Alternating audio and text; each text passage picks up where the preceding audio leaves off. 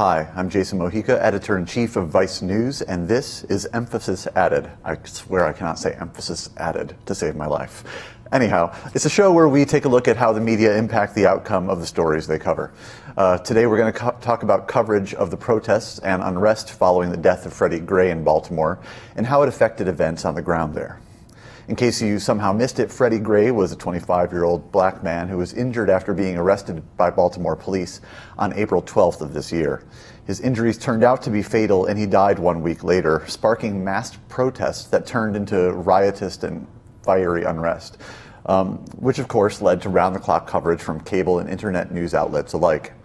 The media was criticized for focusing on the riots while ignoring peaceful protests, but it's hard to imagine that 6 Baltimore police officers would have been indicted so expeditiously if not for the pressure placed on the department by the media. Would there have been a story at all if it wasn't for the cell phone video of Gray's arrest? Did the media's coverage exacerbate the violence?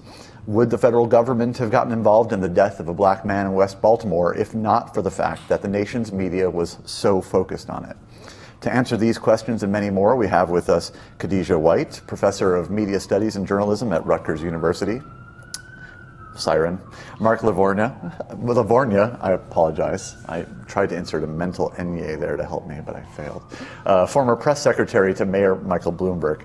Davon Love, he's the Director of Public Policy at Leaders of a Beautiful Struggle, a Baltimore-based social justice organization. He's joining us on Skype, as is David Zurwick, the television and media critic for the Baltimore Sun. Welcome. If you have any questions for our guests throughout this program, you can tweet them at Vice News with the hashtag emphasis added. And I think I managed to say it correctly that time. Just a quick speed round question.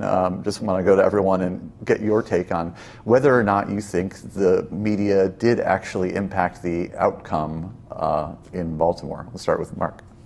I would say yes, and that high level of scrutiny catalyzes speed in government action and level of attention. Got it. Khadijah? I'd say yes, but in both positive and negative ways. Mr. Zurwick? Absolutely, but I would include in that the citizen video that started this and then the more traditional media outlets that pushed it exponentially through the media ecosystem. Yeah, absolutely affected it in that sense. And I would say also for good and for worse. Devon?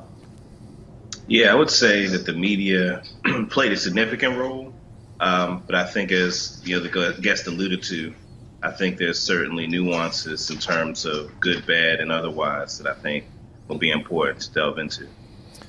But none of this would have happened if not for the cell phone video captured. And I just want to take a look at one of the first news reports on Freddie Gray before he became a household name. Stan and Donna, leadership here at police headquarters says it has seen the video you're about to see, and it wants to find out exactly what happened to that man. Meanwhile, his friends tell us he's in a coma and has injuries to his spinal cord. A screaming man pinned beneath 2 Baltimore City police officers. I really hope that somebody sees this for what it is. It's police brutality, dude. Neighborhood cell phone cameras were rolling on Sunday at Mount Street and Presbury Street in West Baltimore.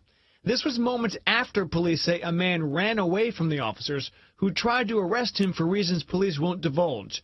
The man is now hospitalized with serious injuries. And so, what happened the day after this was broadcast, or this video first came out, then we saw a press conference. And perhaps, Mark, you can talk to us a bit. What are the reasons that a police department or a mayor's office holds a press conference in response to someone being arrested and injured by the police? If you're doing things the right way, as the chief executive of a city or state or whatever it may be, the public expects you to be in control or you're effectively the CEO of that organization. So standing up there, providing information, answering questions, not appearing to dodge anything is extremely important, and appearing that you care about the issue is obviously important. That's how you communicate with the public. To your point earlier about the way mobile devices have changed the world, it's really, really profound when you look at the type of incidents that carry and end up blowing up big. And video has been obviously such a huge catalyst there. When you can look at, we had a shooting in the Bronx with an unarmed teen named Ramarley Graham that was, by all accounts, quite bad. The officer did not get indicted, only because I believe errors in the Bronx District Attorney's Office that occurred. But no video, and it just relying on accounts, it's wildly less compelling. It doesn't catch on fire on social media. The more traditional media tends to often follow what's happening on social, and then you end up with that sort of amplifying effect. Then you end up needing to come out, clarify the facts, provide public information, etc. But mobile has, eaten so much of the world in so many regards, and this is one of the most clear examples as far as how it impacts media coverage and what events get tremendous attention, which ones don't. Mm-hmm. And I guess in an ideal situation, does a press conference like that held immediately after something like this comes out, does that quiet things, or does that end up drawing a lot more attention, and then basically now there's really a story? It depends on what you do in that press conference. I mean, my advice has always been, and Mayor Bloomberg always believed this too, that just tell them what you know. And it's okay to say, we don't know that yet, as opposed to saying, wait, let's wait until we know something. Because otherwise, every minute that you're not out there talking, the void is being filled up with information from other places, whether that's unnamed sources, whether that's the way the dialogue is happening on social. And if you're not filling up the space with the information that you have, it will be filled in from other sources. And some of those are going to be right, some of them are going to be wrong, but they're certainly not your information. And you, at minimum, want to get the facts out as best you know them, and show that you are in control of the situation, that you do have a level of detail and attention that is appropriate to the incident. Khadijah, you were nodding. What do you? Yeah, I mean, I would agree to that to a certain extent. I think they were trying to minimize their own risk and the exposure. They knew something terribly wrong had happened, and they knew that, over the course of this past year, there's been a lot of attention to the killing of the killings of unarmed Black people, and so I think they were slightly concerned that they might have had their own Ferguson on their hands, and they wanted to get ahead of the narrative. We already know the police lied on the police report. They knew it at that time. They said they hadn't used any force, when you can see it on the video, and so, I think they were trying to get ahead of it, and seemingly trying to say, look, we're looking into this, we're controlling this, because they didn't want what ultimately happened, which was people mobilized around this incident. David, perhaps you can speak to this, which is, you meant, Khadijah mentioned Ferguson, and I wonder if you think that the media was really primed to jump on this story because of what happened in Ferguson. I think you couldn't, be dishonest to say that Ferguson hasn't heightened awareness across the media. I mean, you'd have to be underground buried not to have been made more aware of all of the social and political and racial issues surrounding Ferguson. So in a good way, I think Ferguson heightened consciousness among members of the media. It forced, especially in some legacy and established media, to question matters such as police narratives when it involves persons of color being injured or killed while in police custody. I think there was a heightened awareness of that going in. One point I want to make, and this is really from the first thing. When I saw that video, the first video, there were actually two. One was not very clear, but it had onlookers being very upset by what was happening to Freddie Gray, and it had Freddie Gray's anguished screams on it. The images, the video, was not very good, but that audio filled it in for listeners. And when we first saw that, the first piece I wrote on this was, I said, that video, even though it's muddy and clear and you can't really even tell what's going on that much, has the potential to have the same kind of effect as the video in South Carolina, where it was very clear that a man was shot in the back by a police officer multiple times. We knew that that video was powerful stuff.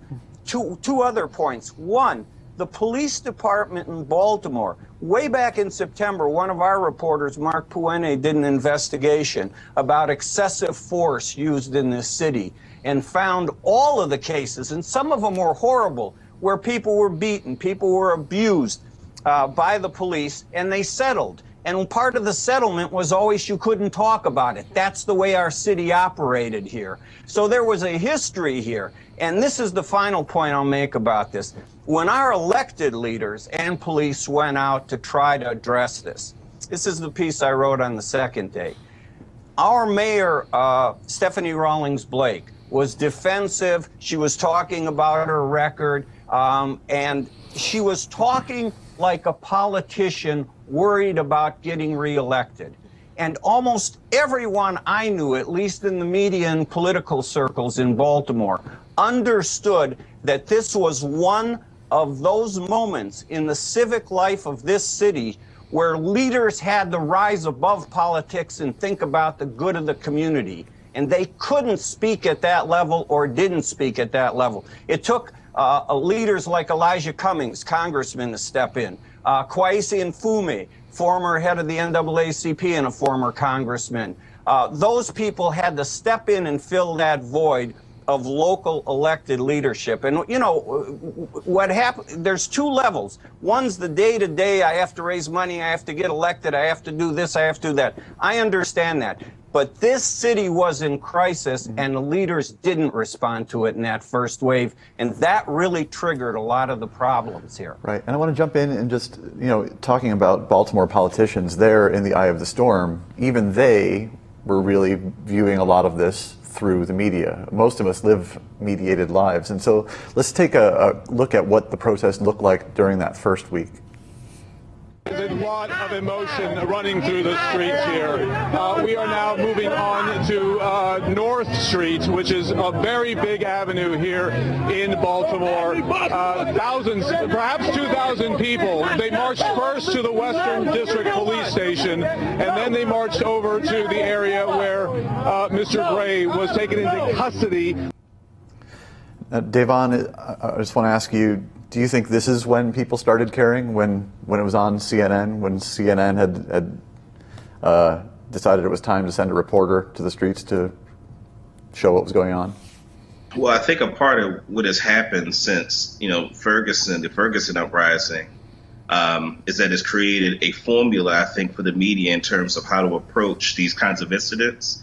And I think what has happened is this formula has created a context where now there's a broader there's broader visibility on the issue of police brutality in a way there wasn't before. And so on one hand, I think it created attention. But in terms of whether or not people care, I think it's really important that we make a distinction between greater visibility and what people care about. Because in many ways, I think what we're seeing is a media formula that is able to create a spectacle, right? We talk about like the history of the United States, a Black death being a spectacle. So you go back to lynchings, and if you look at old pictures of white folks going on picnics, watching lynchings as a form of entertainment. And so I think in many ways, the consumption of these stories and these narratives, to me, feel in many ways like how people consume horror stories, right? Which is different from actually caring about those who are affected by issues of police brutality. Because there are many instances in the community where folks have been trying to make this issue something that hit the mainstream. But like David mentioned, you know, there are a lot of people that just didn't develop a sensibility around issues of police brutality and then understand the extent to which people in the communities were affected by it, the extent to which law enforcement had this kind of insular environment where they were able to engage in these kinds of abuses without much recourse. You know, people just didn't believe that it was happening. And I think, and so the reason why the distinction is important is because I think what's important to remember is the politics of it. So you have a Democratic Party establishment in Baltimore, right, where you have many of the mainstream elected officials. Many of them are supported by the Fraternal Order Police in terms of who finances their campaigns. They get money and resources, and the FOP is very powerful. And so you have a Democratic Party establishment that between 1999 and 2006, when then Mayor O'Malley embarked on a zero tolerance policy, that I think exacerbated in many ways the relationships between police and community. You didn't have people in the media that were willing to talk about that, right? Because there wasn't a media context that made it so that it was in the interest politically, at least in the perceived self-interest of Democrats, to bring that up, given that you had a Democratic mayor. But I think the national attention kind of forced a context. And I think the the kind of blundering that we saw of many of elected officials, Stephanie Rawlings Blake and others, the blundering, I think, came as a result of the fact that they're used to not having to be accountable on these kinds of issues. They're not used to having to have a response. They're not used to having to have, some way of explaining that they're dealing with it, because it was never politically expedient or beneficial in anyone's self-interest to address the issue. And so, I think what we're seeing now is a lot of reaction to a problem that should have been addressed if people actually cared about the issue of police brutality. Mark, can you talk about that just from your time in the mayor's office? I mean, is it squeaky wheel gets the oil? I mean, obviously, government's supposed to be accountable to the people, but, Look, can you be accountable to all the people all of the time? I mean, competitive media environments spur accountability in government. I think that's part of the reason why New York City is what I think the best run city is. We have a competitive media environment. We have 4 daily newspapers here and tons of online outlets that are competing. When you only have your regular local papers or local outlets reporting on something, as was just mentioned, maybe the local politicians who are winning elections anyway can kind of get away with it. But if you're getting hammered from all sides in many other places, then it compels people to act in a much more urgent way. Like the Baltimore Sun certainly covered police brutality in Baltimore often, and you can argue largely ignored by the political class there. Once the issue got heightened and brought up to that level that, oh, wait a minute, we look bad on CNN, or wait a minute, I have an opportunity to promote my own brand as a legislator or whoever I am to go out and hit the police department, hit the mayor, hit whomever, and I have a huge platform to do it. Politicians like opportunities, and media interest like that is what moves motivation in politics so often. I happen to work for an elected leader who did not care at all what the press thought. His general attitude was, we're going to do whatever it is we think is right. And, we made plenty of mistakes, but the motivation was never, we're going to get press coverage, we're going to get hit. He cared a little bit, otherwise he wouldn't have had a job, right? Well, he believed in communication, but generally his approach was, if I said, we're going to get killed on this, he said, I don't care, go figure it out. Right. So that's usually the way Mike Bloomberg handled it. But it does catalyze action, and when it's at a larger scale, larger level, that it's not just your local contained sort of media, and then it's erupting on social media, then it forces movement. So I would push back a little bit, right? Because Mike Bloomberg owns Bloomberg News, right? So I mean, he obviously cares about messages, and obviously has his own platform by which he can kind of distribute the messages he wants. And I would also say, I would even push back on the notion that these newspapers and on the ground in local areas actually report on these issues. I was actually shocked a few days ago to see on Philly.com they kind of released investigations that have happened in settlements on violent settlements with police brutality, in terms of police brutality in the last several years. And most of these cases, I've been living in Philly for at least 7 years, had never been reported in the media. I mean, one of them was a cop shooting 62 times into a vehicle at unarmed people. I lived in Philadelphia, it was never reported on. And so I would actually argue that what happens in these media environments, and what you saw in Baltimore actually, was that these politicians aren't used to being held accountable, not only by the people and by the public, but by the press, right? A lot of the kind of events that they talk about are highly orchestrated. They tell you when to show up as press, they tell you what the event is, they tell you why to be there. And so, they're used to kind of managing things very strategically, and that's how the media functions right now. Mostly, and often the local media allows for it because they want access to these politicians, and so they say, okay, sure, we'll take your Facebook comments, we'll cite your tweets, right, and we'll report all of these things as news, rather than taking actual impetus to do investigations on the ground. And so often what you see is them just repeating press releases that are put forward from police officers or from mayoral administrations. Right, but that depends on the location, though. David wants to jump in too. So. Yeah, I just honestly, not to try to contradict what Kadisha is saying, but the generalization she's making about local publications, it may be true in Philadelphia. It's not true here. The facts are, go look up everybody who came in and reported that story used the reporting we did on police brutality. We have been nailing that story for years. And as somebody who has butted heads with City Hall and been shut out and denied access you know, I kind of resent that personally because I try to be a responsible, and I'm a media critic. I don't have to cover City Hall. David, but whenever the mayor says something crazy, I attack it. So I'm sorry. Well, David, that's a good point. You know, the Baltimore Sun has been doing incredible work and reporting on this for years. So why does it take this cell phone video to bring this sequence of events about? I mean, I think there's obviously something so incredibly powerful about video that changes things. And to that end, I want to show a clip of, you know, when things started to change on the ground in Baltimore, and that basically there was a media pile-on, and we were part of it. I mean, just to be totally frank, you know, we were sitting there watching the protest week one, going, and, you know, with limited resources, trying to decide where do you send reporters, where do you send teams, and is this a story for us to jump on? And then, you know, instinctively, yes, things start getting out of hand, and you're saying, well, yes, go. And I feel a bit weird about that myself, because it was like, okay, why did it take things getting violent for us to say, okay, now send the team? Yeah.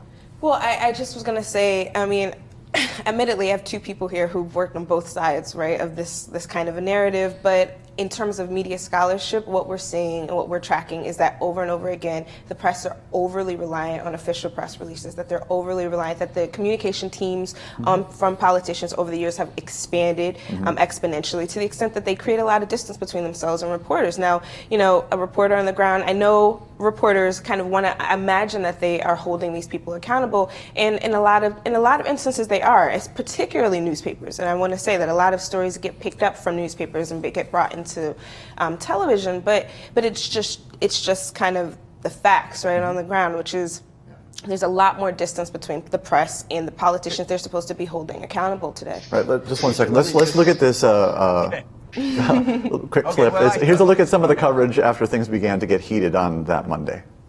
Lots of people had been wondering, where's the National Guard? When will it be activated? It happened just within the last couple of minutes that the governor has issued a state of emergency at the request of Baltimore City and has activated the National Guard. This is what's happening in the city, broad daylight, on the day that 25-year-old Freddie Gray was laid to rest, on the day that this family is asking, please, for peace. You are seeing these pictures play out. What do you hear on the ground about the alliance between the Crips, the Bloods, the Black Guerrilla family, which is a known gang there, and even the Nation of Islam, and they're threatening violence against the police? It's tough to ask any of the folks who were probably involved in either of those groups those questions. We did that a little bit earlier, and that didn't end out so well. Devon, what do you think that coverage, what do you think the impact of that coverage was? I think, so one general issue is that we live in a society that suffers from a woeful lack of race literacy. Just basic understanding of the dynamics of racism and white supremacy and how it's shaping and organizing civil society. And the reason why that's important is because I think you have the media, as in any other sphere, folks that are not forced to be immersed in the history and culture of the people that they're reporting on, right? They're having to come up with stories about. And I think that's reflected in much of the media coverage of the issue, right? Where you have people focus on the issue of violence versus nonviolence, or, you know, are these going to be peaceful demonstrations, right? Not thinking about the fact that historically Black folks have been victimized by systematic oppression. If you think about the, you know, redlining, you think about, you know, the kind of economic subordination, mass incarceration. So these societal forces that create a context that if you're a reporter, you should be asking deeper questions about the nature of the institutions in the communities and how they led to the disinvestment that then precipitated the uprising that happened on Monday. And I think, unfortunately, you have a lot of folks that are uncomfortable asking the kinds of questions that I think are necessary in getting a true understanding of what it was that created the situation that we saw on that Monday. And I think, you know, and so on the question of local media, you know, I mean, one of the things that I think is fascinating is that, you know, I would say that much of the issue that we have in Baltimore is that we have a local media market that is very connected to the political infrastructure, right? And that requires national media in order to be able to levy the kind of criticisms against the Democratic Party establishment, particularly, persons like Martin O'Malley, particularly, persons like Steffi Rawlins Blake, the kind of criticisms that lift up the ways in which the corporate structure of the Democratic Party in the state and the city create a context where there is that disinvestment, right? There is the level of not understanding the grassroots organizations, the Black-led grassroots organizations in the communities that are doing the work. And so I think the coverage that you see is reflective of the fact that you have folks that aren't immersing themselves in the communities and therefore are projecting things onto those communities, projecting narratives onto those communities that are problematic. I think we hear you.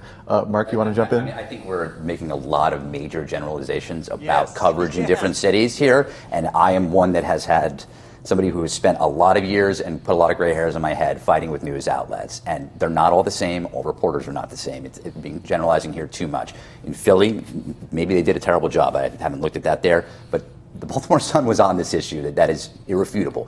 The problem is, if you are an elected official and you are getting hit by a local paper and it has no impact on your future, no impact on your next election because there are not competitive elections in that location, which in a city like Baltimore that leans heavily Democratic, and you have a process where it doesn't matter, well, guess what? You can just ignore it. So, okay, great. Baltimore Sun is beating the hell out of me. Doesn't matter. I can just ignore it. New York City, you can't really quite get away with that. You have a larger, wider press corps. Cities that have very small press corps that are often reliant on access and information from the government, that often is the case that then they don't end up hitting them very aggressively, and even when they do hit them, it doesn't matter. So each situation can be all very different. I think you got to be very careful in going overboard with I know where you're at, but like in going overboard and thinking about these broader narratives about and just sort of generalizing news outlets in that way, because it's not always the case. It's the dynamic in which the elected officials and the politicians play in the sort of political media ecosystem. So if that was the case, though, then why wasn't Tyrone West, who was killed in July of 2013, front page news of the Baltimore Sun? You know what I'm saying? What I'm saying is that I get it. There might have been stories here and there about incidences with the police, but we're talking about the level of coverage that it's getting now. I mean, that report that Mark Pointe did for the Baltimore Sun would not have been done if there wasn't Ferguson to create a context where there was a media diet and appetite for that kind of reporting. Because that's not in the interest of the political party. I won't make that kind of generalization. I'm in this newsroom. I can't say it wouldn't have been done or would have been done. I don't know, but I really second this notion of being specific about media and not being really so broadly general. I can't believe we're so, even Khadijah's thing when she plays the academic card and says, well, the scholarship shows. I have a PhD. I've taught media studies for 20 years. That's not what the scholarship shows. There's a lot of different studies about it. And what she's saying is our hypotheses, not facts. You have to look at the individual situation. Different communities and different media ecosystems have different results as they intersect with the political sphere, just as Mark said. And I couldn't agree. The one generalization I agree with, the more competition you have in the media, generally the better coverage citizens in that community get. I mean, that's the goal. Can I ask a question? So why was it the death of Tyrone West, front page news, back in July of 2013? I wrote about it, and I'm a media critic. I don't know what the newsroom does. I know we reported that story widely, but maybe it's not reported at the level you think it has been. I don't know, Davon. I can't speak to that because I just speak for myself as a media critic, Right. I know that. Guys, let's hold off on this. This is getting fun, which is good. But I want to give Khadijah the chance to. Yeah, I mean, I am a media scholar, and I'm not going to actually use that as a way of discrediting him, right? I'm actually going to just say that I've read the literature, I've read the recent literature, and over and over again. And this is just a general. I mean, I don't know where what he's kind of attributing this to, but there's a general understanding that the relationship between the media and the political establishment has changed substantively around communication, and that has created a way in which they control the narrative over and over again, and that the media overly purely rely on press releases. So I mean, if he Sure, but here's a situation where the people are out in the streets. It's out of their control. They're not controlling jack shit at that point. And I'm glad actually that you showed this because this was one of the examples, the prime examples of problems with the reporting that were going on the ground.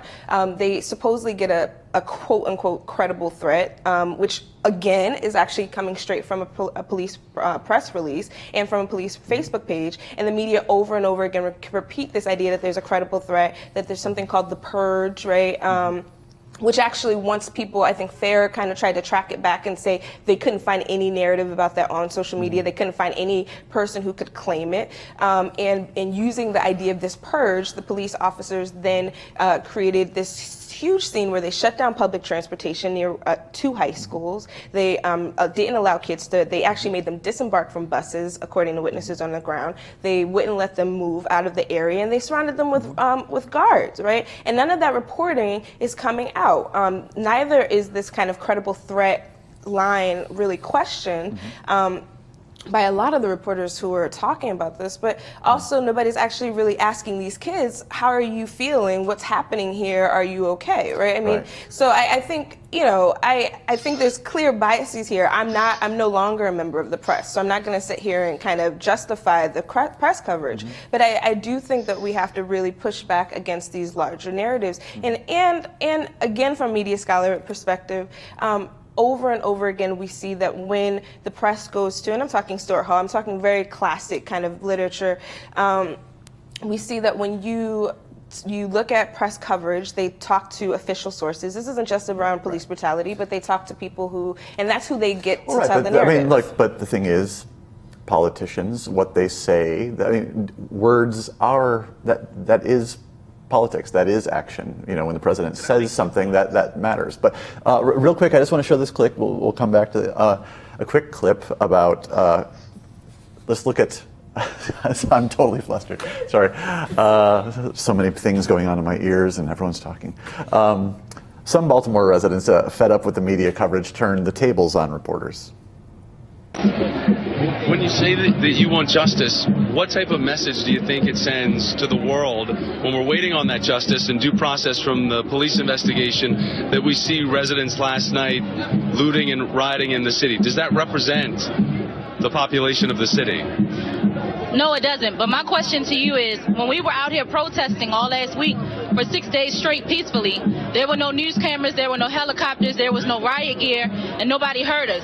So now that we burned down buildings and set businesses on fire and looted buildings, now all of a sudden everybody wants to hear us. Why does it take a catastrophe like this in order for America to hear our cry?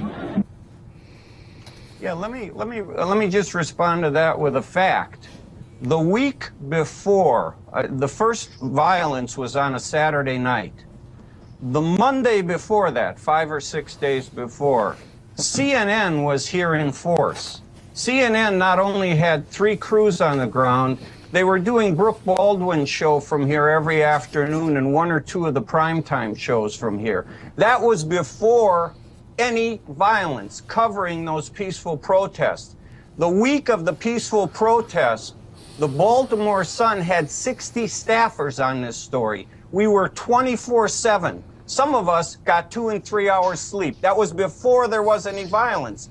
My angriest column came on that Saturday night, actually early Sunday morning, because on Saturday night when violence broke, nobody was here. CNN was covering the White House Correspondents' Dinner and didn't feel it was important enough to break away to cover what was going on in Baltimore. So the cameras were not here the night of the violence, but they were here for the peaceful protest. It's the opposite of what that woman said to the reporter. And yet the reporter from that didn't silence her and say, oh, no, you're wrong. He let her speak. Another thing, you know, you showed that thing from Sean Hannity with Fox, okay? Again, this is a generalization about the media. Fox was awful. Fox could not have been worse. Fox was provocative.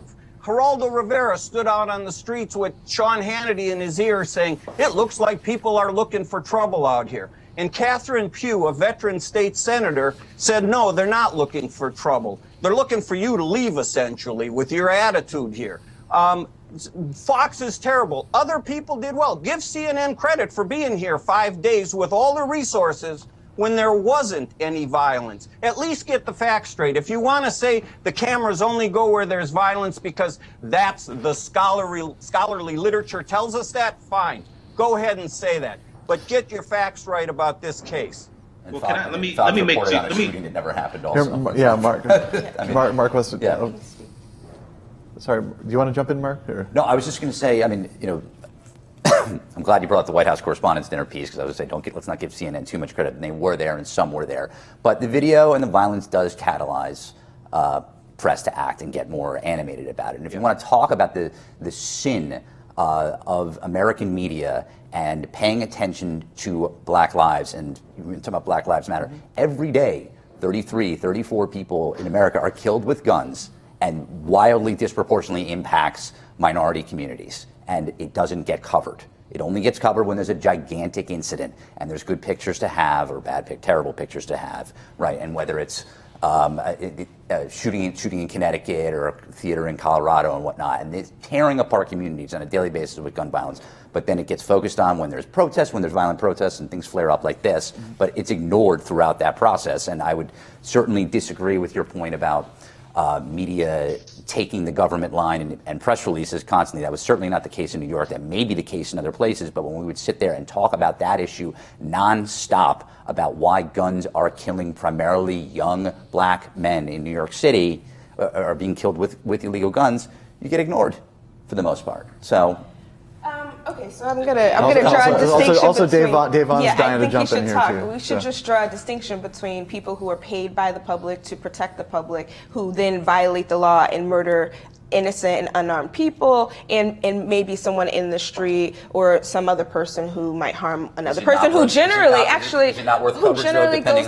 Well, when we talk about accountability, though, right? If somebody who said I shot someone else walked up to an officer and said I just killed that guy, he would go to jail, right? We can all pretty much agree on that, right? If a police officer says I killed this person, we often don't see them serve time. We often don't see them even in New York City get held accountable in any way at all. So I think we should kind of push back against this idea of New York City as this kind of bastion of police accountability or political accountability. I'm talking about we're talking about when the press pays attention to things. Do you think the media has paid enough attention to the number of young Black males that are killed every day in America? I just think that's a separate issue. Have they paid enough attention to we can point to 50 things, yes. Exactly, yes, of women who are suffering domestic violence or rape or sexual assault. Things, though, and this is what the No, we're gonna let Davon get in here. So 2 points. The first is that I think it's important to understand structural issues and how they affect one's relationship to the communities they're reporting, right? So one of my frustrations in Baltimore and dealing with a lot of local reporters is that many of them aren't familiar with a lot of the things that are happening on the ground. And that's not the fault necessarily of the individual, but the fault of the fact they're socialized in institutions that don't show them or teach them that it's important for them to immerse themselves in the communities they're affected. The reason why that's important is because when you look at the kinds of coverage that is being done, one of the things that David mentioned was that, Congressman Cummings was at Penn North, people like Catherine Pugh.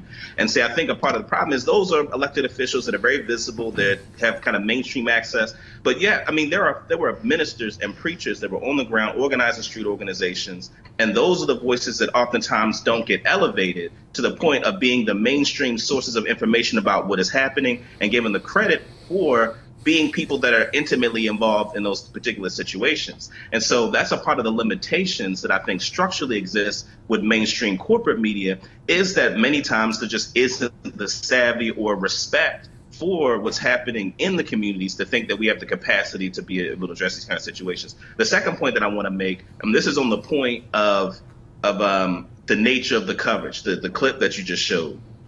I think the point that the young lady was making is that people in Gilmore Homes and around the city were upset. Freddie Gray was symbolic of historically a neglect of a community, of an exploitation of Black folks and people of color in Baltimore in ways that oftentimes does not get the level of attention that it deserves unless there is a spectacle, right? Unless there is some formulaic media template that I think Ferguson kind of helped to provide. in order to make it intelligible to the masses, right? Because there's everyday suffering that does happen in our communities, right? But if you think about, for instance, what one of the other gentlemen on the panel mentioned about, the killings that happen in our communities, those killings are reported a lot. You see a lot of images of, a black person shoots another black person, and so you have all those stories, but you don't have stories about many of the amazing things that are happening in the communities, in the neighborhoods, to even balance that out. And so the point I'm making is that it is oftentimes the spectacle of police brutality that is in the media that creates then these images. And what the young lady is saying is, well, what about reporting on the things that created this circumstance? Where were the reporters, when, the Greater Baltimore Committee is instituting policies that take public money and disinvest them from the neighborhoods? Where's the reporting, that same level of reporting on those issues? And I think that's the point the young lady was making. Davon, don't you think that it was that spectacle that helped this story cross the threshold into the national spotlight, into being something that President Obama had to deal with, that the Department of Justice had to get involved? I mean, what do you think? Well, it's all cosmetic. It's all cosmetic. I mean, if you look at like the One Baltimore initiative, right, that was initiated after the uprising, right? Basically what you have is a group of philanthropic, business, and political institutions that are going to continue to give money to the same institutions that have been exploiting the communities in the neighborhoods, right? And so, yeah, it got attention, but it was cosmetic. Well, let's play a clip. I want to see if you think that this was cosmetic. Let's watch State Prosecutor Marilyn Mosby announcing the results of the state's attorney's quite rapid investigation into the death of Freddie Gray.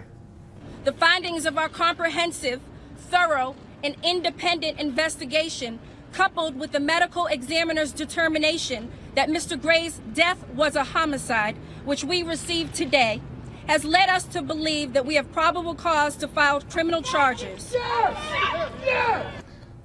I wonder if you think that was cosmetic, and also, Mark, I mean, do you think it's cosmetic what's it like when you've gotten the president's attention and not in a good way?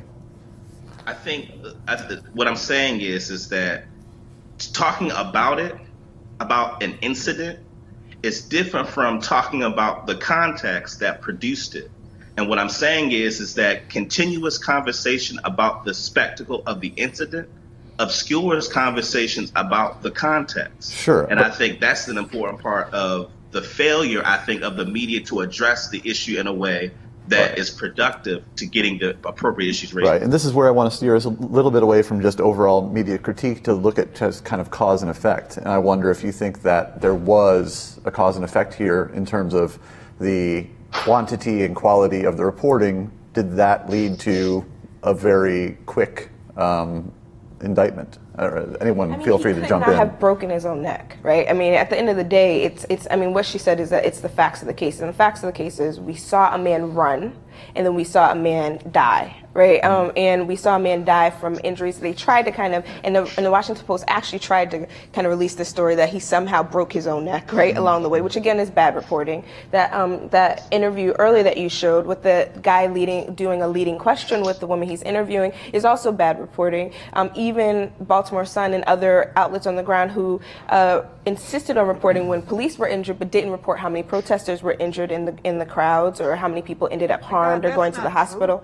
That's not true. That's not true. We reported. Most of our video was shot from the point of view of the protesters. It was on the side of the point of view of our video was from the protesters looking at the police.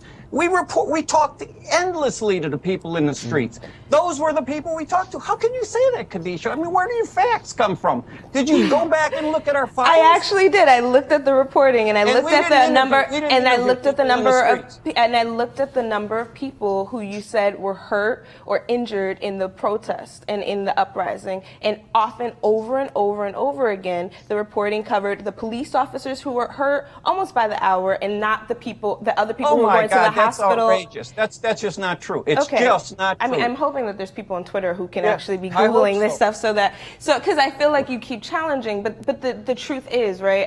In fact, I had in my own class issued kind of extra credit challenge that said if you can find a number on how many people besides police officers were injured in the Baltimore uprising during those nights that were getting coverage, I will give you extra credit, right? Not one student could return it, right? Not one student. So, Khadisha, the police injured some of our photographers, and they injured some of the photographers from the alternate paper here, the city paper. So what was the number then, David? How many? If they injured 10, is it good? And if they injured only 3 or 4 or 5 or 6, which is what I think it was, 4 or 5 people, it isn't good. It's not the number. It's the fact that we were on the other side trying to get video for the citizens of Baltimore to see it from the point of view in the streets. Honestly, I'm not challenging you. I'm challenging the generalizations. Just like Davon's generalization about the media, I understand what he's saying about not covering the context and the systemic causes. A lot of that is absolutely true, and we have miles to go in terms of depth in covering that. We have about 300 years of race to try to catch up to that the mainstream media hasn't dealt with. I wouldn't argue with that for a second, but when you say the media has covered none of that, I think you're doing a discredit to people like Soledad O'Brien, who for years has done her Black in America series on CNN. And I talked to her about this series. 7 years ago, she reported, one of the threads of her first report was that people of color have to teach their children that in America, you might be stopped or stopped by police, and for having done nothing wrong, not only could you be injured, you could be killed. And she said that's the difference. That's one of the differences between being a person of color and a white Caucasian person in this society. That's the media. That's CNN. They were trying to do that. Don't discredit her. All right, we're going to go to Devon, then I have a big question. Just to respond, because I think you're right. I think there are moments when, the Baltimore Sun and other mainstream outlets will put out something that goes counter to the dominant narratives that are put out. But I think the argument we're making is that the framework that is set up by the majority of the reporting that is made in mainstream sources, right, render folks who are other from the communities that have stories to be told about the systemic issues almost impossible for those stories to resonate the way they need to. I think that's the argument that we're making. Yeah. And I take your point. I take your point. Let's go to Mark here. I understand what you're saying. Dead on there. There's a positive to it, too. The coverage, the sort of frenetic coverage of the incident, it does make the government move. Government process, criminal justice process is designed to be deliberate. It moves slowly. But when you are getting skewered every minute out there because of what is going on and because you probably did nothing about it, and this sort of sometimes hyperbolic coverage on the incident as opposed to the root cause, but at least does move it. I can't imagine that the state's attorney would have gone that fast if all of this circumstance wasn't around it. But again, it does not get back to the root coverage of why this stuff has been allowed to persist and happen in the first place. And that's the same thing, not to come back to this, but like on gun violence, is that you get coverage of the incident when it happens, some of it at varying levels, I would argue wildly not enough, but you don't get into the coverage of how does it happen? Why does it keep happening? Why do guns keep getting in the hands of people that end up shooting young black men? So, Mark, I want to get your assessment. I mean, from the outside looking in, of the mayor's office, how they handled this whole situation from a media perspective. The mayor's office? The Baltimore mayor's office. Yeah. They had some really, really bad moments, frankly.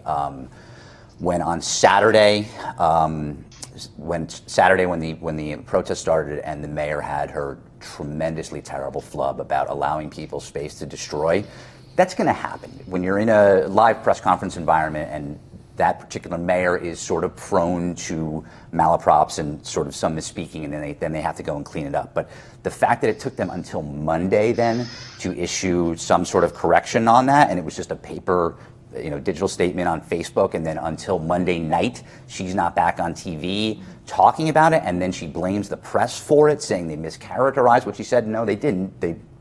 You said that. Maybe it's not what you meant to say, but then you have that much time about it, and that becomes the narrative in the discussion, as opposed to talking about the systemic issues, as opposed to talking about whatever issues you need to communicate to the public to try to maintain public safety. You're talking about you and the press fighting back and forth, as opposed to that. What needs to happen in an incident like this, and this is an advantage of when you're doing live press conferences, you can watch what is coming out of the politician's mouth and figure out what is a problem almost immediately because you see it on Twitter. And if you don't pick it up right away, if you're her communication staff and you didn't pick that up right away, that she said something wrong, you're going to see it on social media right away, or somebody on your staff is going to see it. And you need to walk up to that podium, hand her a piece of paper, whisper in her ear, or put her right back up there and be like, no, I misspoke. That's not what I meant to say. Otherwise, then we had days and days focused on her and that comment, as opposed to talking about the issues, as opposed to talking about what was happening in the street, as opposed to talking about what the curfew needed to be, or whatever needed to be done for public safety, or whatever it was that needed to be said. It's a tremendous waste of time. It sucks up all the oxygen, and she's sitting there with this combative problem with the press, and that becomes part of the story as opposed to the real issues on the ground. And that was a really terrible job, frankly, by them. And I know it's really hard, and I'm casting a stone here at somebody, but I've been in this circumstance before. You have to address it immediately, ideally right there, and you have to do it in front of cameras so there's video on it, as opposed to just 2 days later issuing a statement and then trying to get away with it that way. That's not going to work, and it didn't work, and it was a real problem for them. They had multiple issues on that, including the thug comment and it's not about, like, mistakes are going to be made. You're sitting there in a live press conference, but you have to understand the frame, the narrative gets established so much faster than ever before now. You have to cut it right away. Right. And they didn't do that. I want to shift to a story that blew up on Twitter. Was after the news of the indictment really changed the mood in Baltimore, and reporters who had been deployed there were trying to figure out if there was anything left for them to report on. On the following Monday, Fox News alerted us to, quote, new violence. There is new violence on the ground in Baltimore right now. Mike Tobin is live for us. He's on the phone. What has happened, Mike? Well, about 2:45, we saw a guy running from the cops here, right at the intersection of North and Pennsylvania, where which has been the epicenter of the unrest here. And as he was running away, that officer drew his weapon and fired and struck the individual who was running away. He was a young black male. And what we saw on the sidewalk as the crime scene unfolded there was a revolver laying on the ground. It looked like a six-shooter revolver with a long barrel. The individual who was shot, again, a young black male, he was alive. They just took him off in the ambulance, but he did not look to be in good shape at all. Then Twitter goes crazy, and all the other networks are picking it up, and we're sitting here in our newsroom trying to figure out what's going on. And but then some new information came from the scene. And let's go to another look at Fox's follow-up here. We're live on television right now. I have an officer saying that no one was shot. Nobody was shot. How are you sure about that? Because we have no shooting victim right now. So there's no gunshot wounds? There's no gunshot wounds reported at this time, no. Okay. Why do witnesses say there was a gunshot wound? I think it was just a misperception in the community that stemmed out. So, and we will have our PIO piece, talk to you guys and brief you in 1 second. I just want to make sure the community understands, because they're upset that nobody was shot. Okay? Are you worried about how big this crowd's No, getting? stop it. No, Ooh. we're not. We're fine I didn't mean right for now. that to be on All TV. right? Sorry. Thanks. I just mean come on back to set now. It sounds to me like what's happened is we screwed up. So yeah, between the time of those two reports, things could have gone much worse than they did. I mean, anyone want to comment on? It bleeds, it leads, and if it doesn't, grab a knife, right? I mean, that's That's what they did there. That's terrible. That's terrible. And I've been fighting against generalizations this whole time here. That's terrible, but you get that in these incidents where they, and I think in part it's because mainstream or whatever name you want to call it on outlets tend to overreact to what they see on social media sometimes, and that produces awful reporting like that. Let me just say one thing. Everybody didn't go with it. We didn't go with it. And listen, the rule is, especially, that was appalling. You can look up what I wrote. Yeah. I said it's not okay for Fox to make this mistake.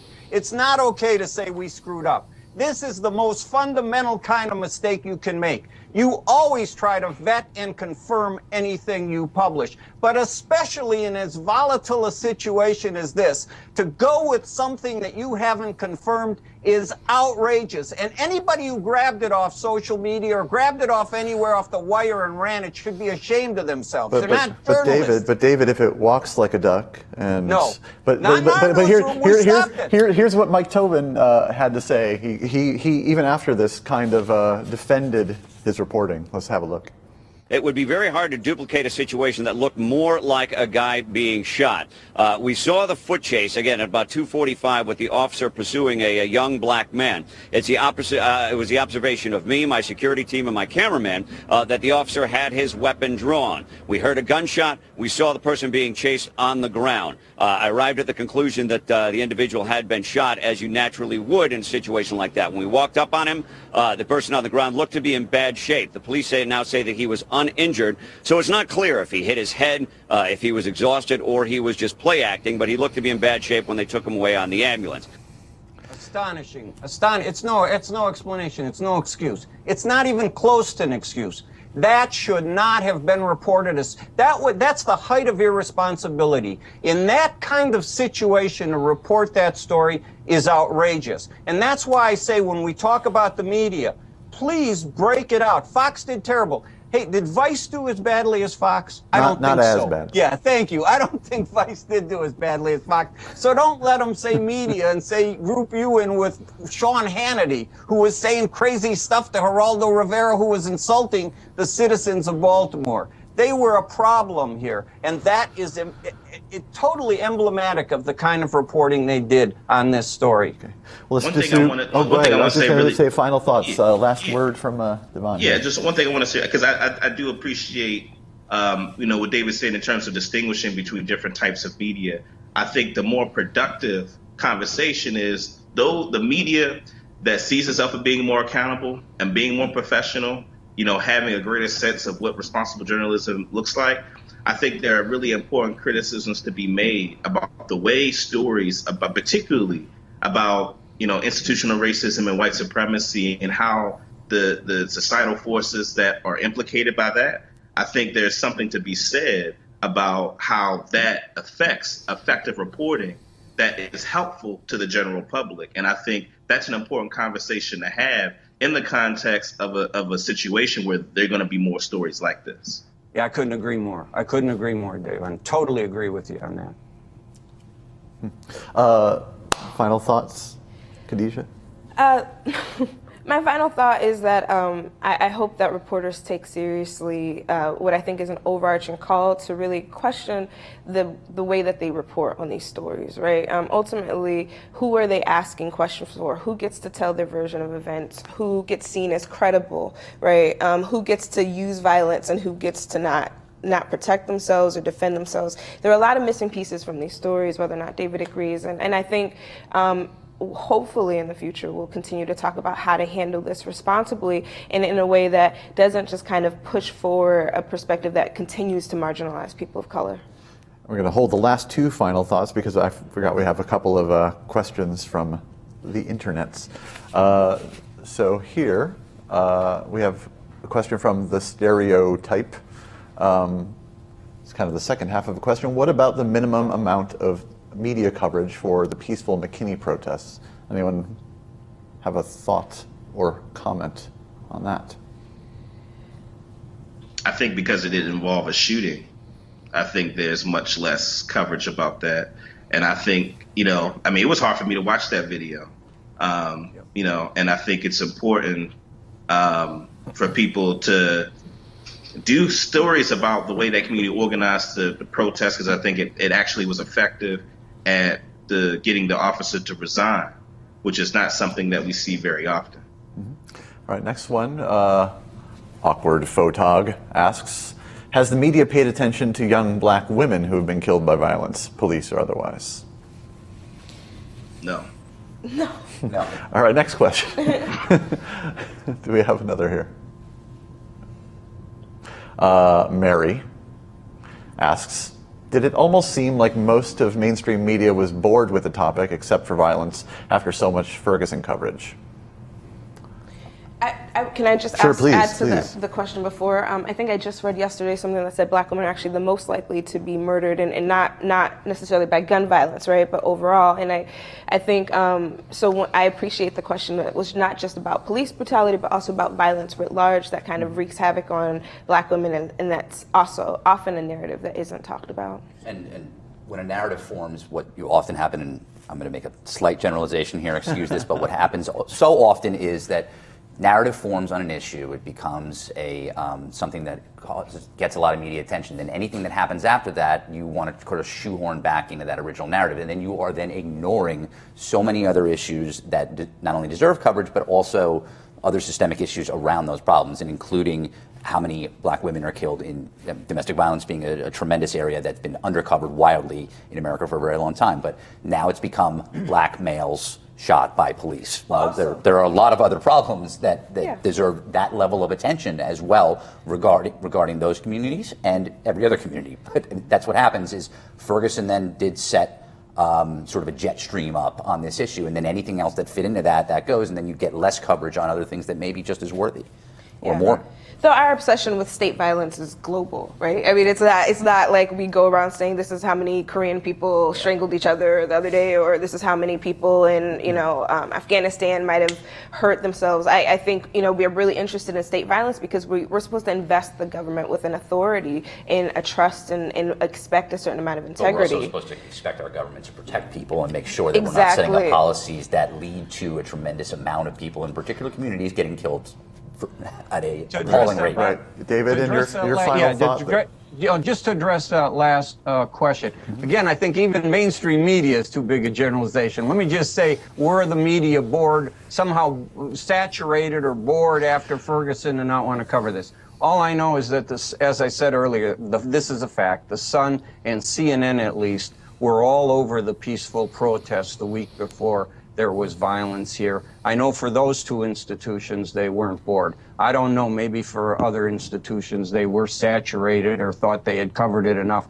I don't think any of us have come near to covering this enough, to learning enough. I hope this will speed up the learning curve for mainstream media institutions to deal with some of the deeper causes, some of the deeper issues, some of the history here. And it's not history of a few years, as everybody on this panel knows. It's a lot of history the mainstream media needs to catch up on and get smart about if they're going to cover these stories. I think the way Davon would like us all to be covering these stories, and I agree with him. There's a lot to be done here. I want to say, David's making me want to send him a lengthy reading list. I mean, there's lots of kind of studies on local news reporting and really trying to kind of keep our eyes on making sure that we're telling the stories of people who are marginalized and disenfranchised. You should whip up that reading list. Yes. We'll put it on our website, and everyone can. If everyone wants to contribute to the reading list, we'll make that available on the site. That's one of the ways we'd all get smarter. Great. Mark, closing thoughts? You don't have to have. Well, no. I mean, I think there's another piece to this that we haven't talked about. And it's a little bit off topic, but it's the role of social media in all of this. And that Fox example is a premier example of god awful reporting. But you end up with a tremendous amount of misinformation in these type of situations. Not speaking about systemic causes, but just of crisis scenarios where on social you end up with impressions formed in people's minds that are just wrong. And information carries, there's really no ability to correct, and this is the public, this is news outlets and reporters are guilty of this too. They're much less rigorous about verifying facts, about fact-checking information, and stuff just gets out. And then somebody says something that's wrong on a tweet, let's say, and then 35 minutes later they correct it. Well, guess what? Everybody who read that first one may not be reading the second one. They're probably not. They're probably 400 tweets down in their feed or something like that, or whatever it is, or whatever other mechanism they end up posting it. And I think it creates a lot of dangerous situations. That Fox example is a, premier and obvious one, but a lot of people aren't getting their news that way. Most people, a tremendous amount of people, are getting their news on mobile, on their social feed, and you end up with a wrong impression, wrong information, and who knows, sometimes that may catalyze bad impacts on the ground. I mean, I don't have a way to demonstrate or prove that, but it's certainly, I think it's a dangerous piece of all this, and I think media organizations have to lead the way in being better on that point, and the public has to be better too. Yeah, I'd be willing to bet, though, that sales of The Purge probably shot up on iTunes. That's all the time we have. I want to thank David Zerwick, Davon Love, Khadijah White, and Mark Lavorgna. I think I got it right that time, for joining us today. And I want to thank you, our viewers, for tuning in. The conversation doesn't stop here, so add Vice News on Skype, follow us on Twitter and on YouTube, and tell us what you think. I'm Jason Mojica. We'll see you next time on Emphasis Added. Now I'm just going to stare at the screen.